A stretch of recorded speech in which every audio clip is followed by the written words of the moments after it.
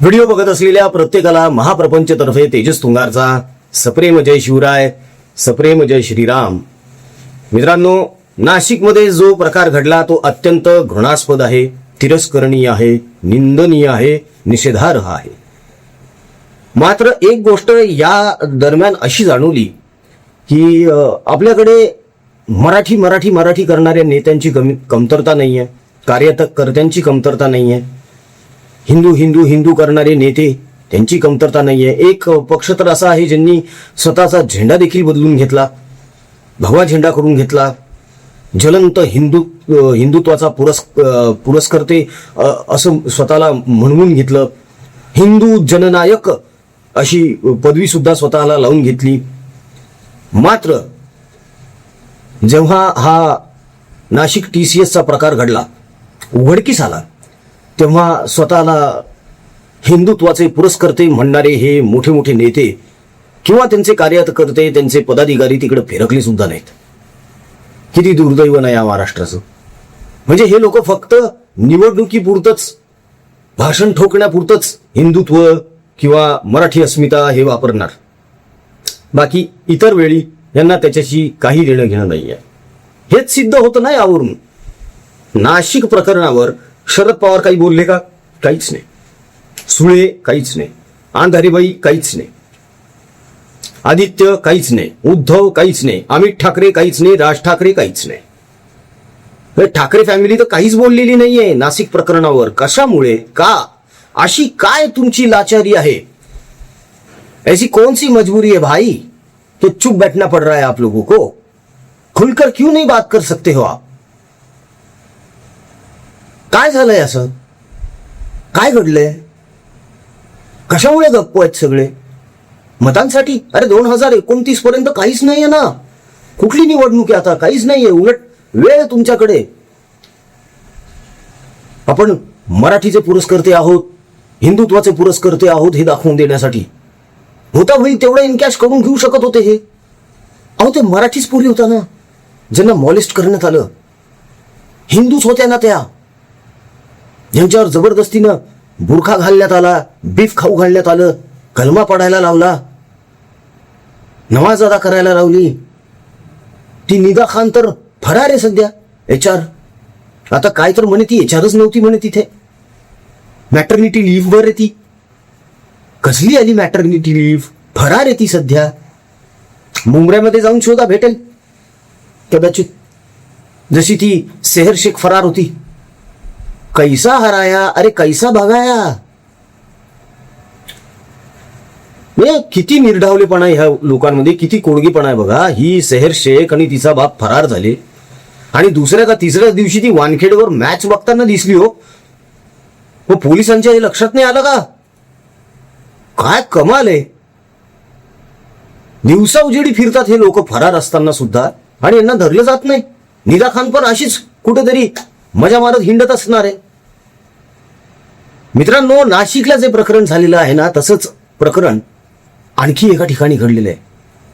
आणि हे धर्मांतराचं जे लोण आहे ना, हे आता फार पसरत चाललेलं आहे. इव्हन खूप मोठं जाळं विणलं गेलेलं आहे ऑलरेडी. आता तर कुठे फक्त ही प्रकरणं बाहेर यायला लागली, त्यांना वाचा फुटायला लागली आहे.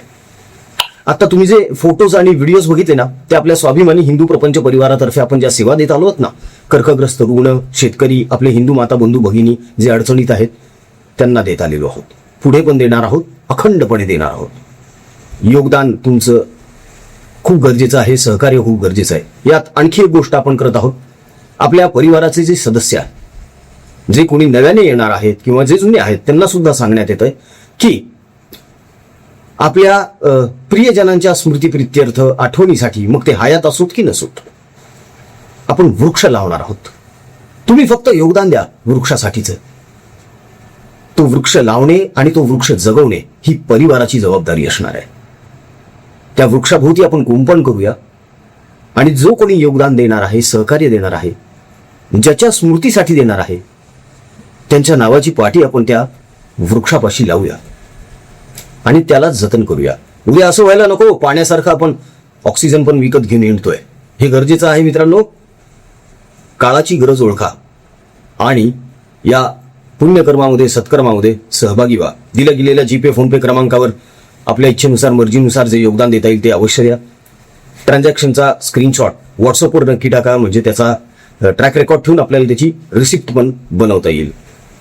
मित्रांनो, आपल्या पुढच्या पिढीच्या भवितव्यासाठी एक पाऊल पुढे या. नाशिक सारखं जे प्रकरण आहे ना, ते आणखी एका ठिकाणी घडलंय असंच सेम धर्मांतराचं.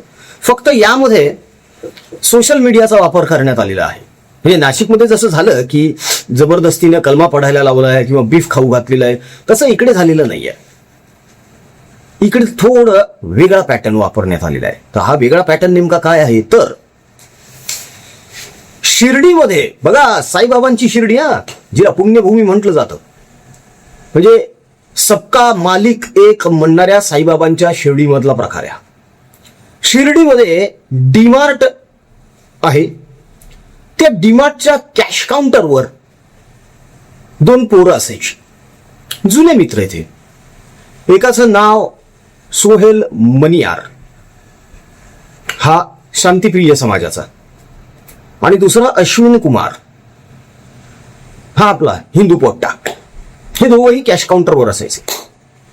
बोलण्यामध्ये त्या सोहेल मनियारने आपला धर्म कसा श्रेष्ठ आहे, तुमचा धर्म कसा कमकुवत आहे, हिंदू धर्म नासका कुचका पुचका पुलचट असं बोलायला सुरुवात केली आणि स्वतःच्या धर्माची वारेमाप स्तुती करायला सुरुवात केली आणि त्या अश्विनचं डोकं फिरवायला सुरुवात केली, त्याचं ब्रेन वॉश करायला सुरुवात केली. अगदी सिस्टमॅटिकली हे सगळं सुरू होतं. त्यानंतर त्या सोहेल कुमारने अश्विनचे सोशल मीडिया हँडल हॅक केले, इव्हन त्याच्याकडून घेतले, स्वतःहून पासवर्ड्स घेतले सगळे, आणि अश्विनचं चक्क नावच बदलून टाकलं. अश्विनच्या ऐवजी त्याने त्याचं नाव मुस्तफा असं ठेवलं. बघा चालूगिरी. या मुस्तफाला म्हणजेच अश्विनला तो मुस्लिम धर्म स्वीकारण्यासाठी दबाव आणू लागला की तू आमच्या शांतिप्रिय समाजामध्ये ये, तुझं भलं होईल, तुझं कल्याण होईल, तुझं हे होईल, तुझं ते होईल. Brain wash, systematically brain wash. त्याच्या सोशल मीडिया हँडलवर त्याचे फोटोज पण चेंज करण्यात आले अश्विनचे. ते या सोहेलनंच केलेले.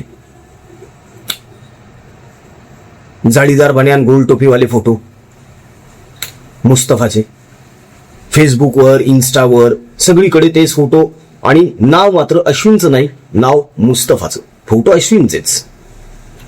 हे सगळं कांड त्या सोहेलनं त्याच्या अजून काही साथीदारांसोबत मिळून केलेलं आहे. ठीक आहे. आता झालं असं की अश्विनच्या घरचे जे आहेत त्यांच्या ही गोष्ट निदर्शनास आली, त्यांच्या लक्षात आलं काहीतरी गडबड आहे, काहीतरी लोचा होतोय. हा तर अश्विन आहे, पण ह्याचं नाव मुस्तफा कोणी ठेवलं? त्यांना शंका आली. अश्विनच्या वागण्यामधला जो बदल आहे तो सुद्धा त्यांना जाणवू लागला. देवावरची भक्ती कमी होत चाललेली आहे, देवधर्माचा कंटाळा येऊ लागलाय, देवपूजेचा कंटाळा येऊ लागलाय अश्विनला. हो, कारण तो मुस्तफा झालाय आता. त्यानंतर त्याच्या घरच्यांनी शिर्डीमधल्याच काही हिंदुत्ववादी संघटनांना या घटनेची पूर्ण माहिती दिली. त्यानंतर हे सगळेजण तिथे पोहोचले डीमार्टमध्ये. अश्विन तिथेच होता, म्हणजे मुस्तफा तिथेच होता. त्या मुस्तफाचा यांनी अश्विन केला परत, त्याला समजवला आणि विचारणा केली. बरं, पोलीस पण सोबत होत्या, हे काही एकटेच गेले नव्हते हिंदुत्ववादी कार्यकर्ते, पोलीस पण होते सोबत. मग यांनी त्या मुस्तफाला विचारलं, म्हणजेच अश्विनला विचारलं की सोहेल मनियार कुठे आहे? तर तो म्हटला तो सुट्टीवर आहे, तो आलाच नाही. आम्हाला शंका अशी आहे, मला शंका अशी आहे की तो सुट्टीवर वगैरे काही नाहीये, फरार झालेला आहे.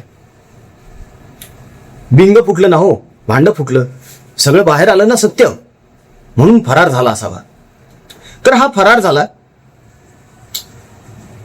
त्याला संपर्क करण्याचा प्रयत्न केला, त्याला फोन केला या कार्यकर्त्यांनी, पोलिसांनी. तेव्हा फोनवर या सोहेल मनियारनं अत्यंत मुजोरीने, मगरुरीने उत्तरं दिली, उर्मटपणे उत्तरं दिली. काय करायचंय ते करा, काय उखाडायचंय ते उखाडा, असली भाषा वापरलेली आहे. म्हणजे बघा माज किती आहे, माज बघा किती आहे. त्या सोहेलला अजूनही असं वाटतंय की आपण काहीच चुकीचं केलेलं नाहीये. अश्विन तर अजून भ्रमातच आहे, त्याला तर कळतच नाही आपल्यासोबत काय घडलेलं आहे, ते काय संमोहन वापरलेलं आहे याची अश्विनला अजूनही कल्पना नाहीये. विचार करा किती खतरनाक प्लॅनिंग आहे हे सगळं. आणि हे फक्त नाशिक शिर्डी पुरतं मर्यादित नाही आहे, अवघ्या महाराष्ट्रभर अवघ्या देशभर हे सुरू आहे. आणि म्हणूनच धर्मांतरण विरोधी कायदा आणण्यात आलेला आहे, ज्याची निकडीची गरज होती मित्रांनो. Thanks to government of Maharashtra, thanks to CM of Maharashtra, DCM of Maharashtra. ही त्यांनी हिंदू रक्षेसाठी, हिंदुत्वाच्या रक्षणासाठी हा धर्मांतरण बंदी कायदा आणलेला आहे. कारण आपल्याकडे धर्मांतरण खूप जोरदार पद्धतीने होत असतं. ही मिशनरीज जे आहेत हे सुद्धा मागे पुढे बघत नाहीत धर्मांतरण करण्यासाठी. कधी पैशांची लालूच देतात, कधी आजारपणातून दूर करू, तुम्हाला तुमचं आजारपण घालवू, तुम्हाला हे मिळेल, तुम्हाला ते मिळेल, वल्गना करतात, गप्पा ठोकतात, भ्रमित करून टाकतात, संमोहित करतात समोरच्याला.